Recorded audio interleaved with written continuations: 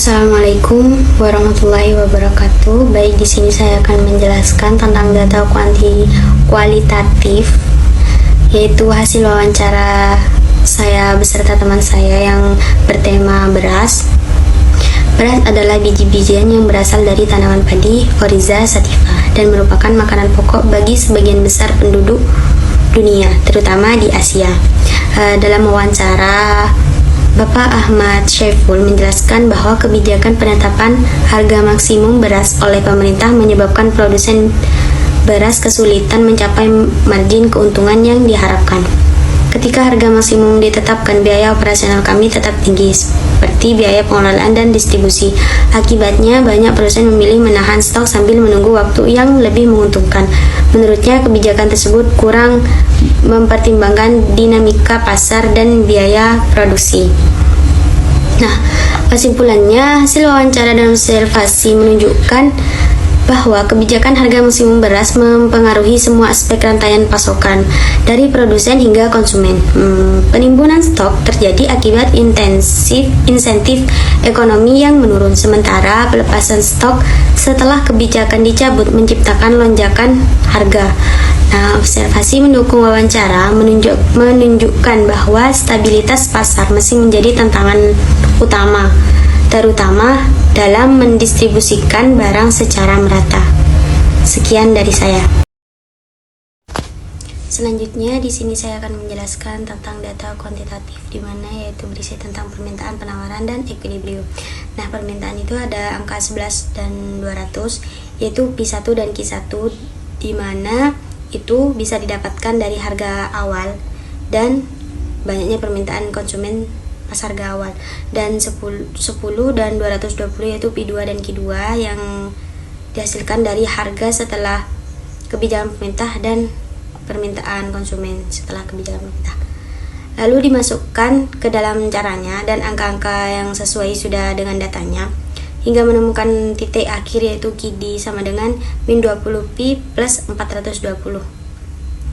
Nah, di sini penawarannya itu penawaran sama dengan permintaan tadi hingga menemukan titik, yaitu QS sama dengan min 50P min 340.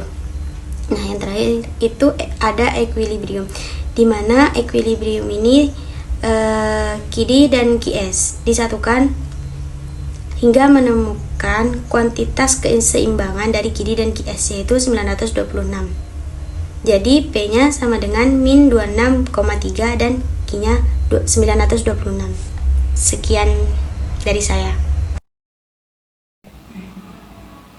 Assalamualaikum warahmatullahi wabarakatuh. Baik, di sini saya akan menjelaskan tentang bagaimana cara menghitung kurva permintaan, penawaran, dan equilibrium.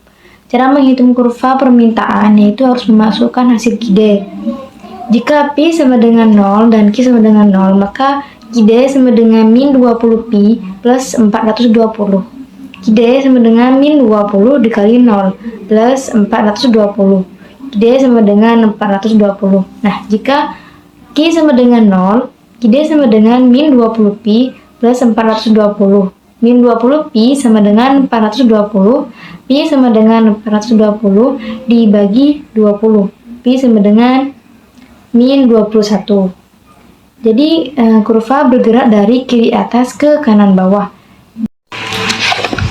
Cara menghitung kurva penawaran yaitu QS jika P sama dengan 0 dan Q sama dengan 0, QS sama dengan min 50P dikurangi 340. QS sama dengan min 50 dikali 0 min 340 dan hasilnya QS sama dengan min 340. QS jika Q sama dengan 0, min 50P dikurangi 340, min 50P sama dengan min 340, P sama dengan min 340 dikurangi 50. P sama dengan 0 min 6,5 dan kurva ini bergerak dari kiri bawah ke kanan atas. Analisis data sistem bersamaan linear. Dalam kasus ini kelangkaan beras. Pada bagian ini, analisis dilakukan dengan data observasi dan kuantitatif untuk memahami penawaran, permintaan, dan harga beras. Data tersebut digunakan untuk membangun sistem persamaan linier atau SPL guna untuk mempertimbangkan pasar atau titik equilibrium dalam konteks kebijakan harga maksimum yang ditetapkan oleh pemerintah. Persamaan penawaran dan permintaan. Persamaan penawaran menunjukkan bahwa jumlah barang yang ditawarkan meningkat seiring dengan harga. Sebaliknya, jika harga ditetapkan di bawahnya pasar wajar, maka jumlah barang yang ditawar menurun, mencerminkan kelangkaan akibat kebijakan harga maksimum. Di sisi lain, penawaran dan permintaan digambarkan bahwa semakin tinggi harga beras, maka semakin rendah permintaan, sesuai dengan prinsip dasar hukum permintaan. Titik equilibrium terjadi ketika jumlah beras yang ditawarkan sama dengan jumlah beras yang diminta. Berdasarkan perhitungan SPL ini, harga keseimbangan ditemukan pada 11.200 per kilogramnya, di mana jumlah beras yang diproduksi dan jumlah beras yang dibutuhkan dalam kondisi seimbang. Pada harga ini, pasar berada dalam kondisi stabil. Namun, jika harga lebih tinggi, terjadi kelebihan pasokan, sedangkan harga yang lebih rendah menyebabkan kelangkaan.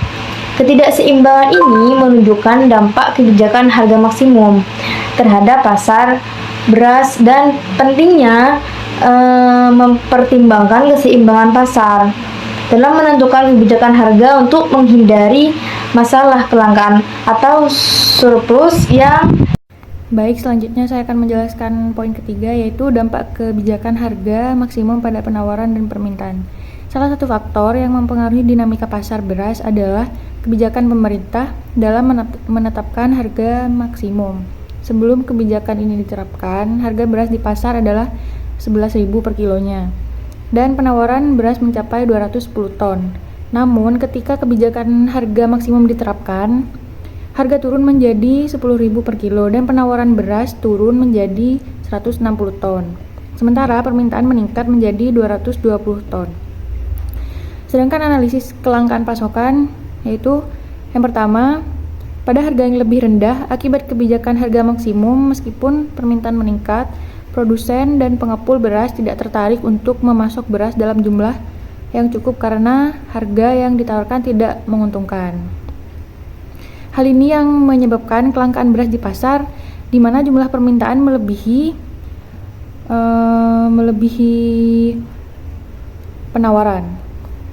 Nah, akibatnya, meskipun konsumen ingin membeli lebih banyak beras pada harga rendah, pasokan beras menjadi terbatas karena produsen dan panggul mengurangi pasokan untuk menghindari kerugian. Pengaruh pencabutan kebijakan harga maksimum yang pertama, yaitu setelah kebijakan harga maksimum dicabut dan harga beras kembali meningkat menjadi 12.000 per kilo, penawaran beras meningkat menjadi 220 ton dan permintaan beras menurun menjadi 180 ton. Sedangkan kenaikan harga beras setelah pencabutan kebijakan membantu produsen dan pengepul untuk mengimbangi biaya produksi dan distribusi, sehingga mereka lebih cenderung untuk memasok beras ke pasar. Yang keempat, yaitu pengaruh faktor eksternal terhadap titik equilibrium. Selain harga, ada faktor eksternal lain yang mempengaruhi keseimbangan pada beras. Beberapa faktor yang perlu dipertimbangkan adalah yang pertama, fluktuasi harga internasional. Fluktuasi harga internasional yaitu perubahan harga beras global dapat mempengaruhi harga beras di pasar domestik. Jika harga beras internasional naik, maka harga beras domestik kemungkinan besar juga akan meningkat.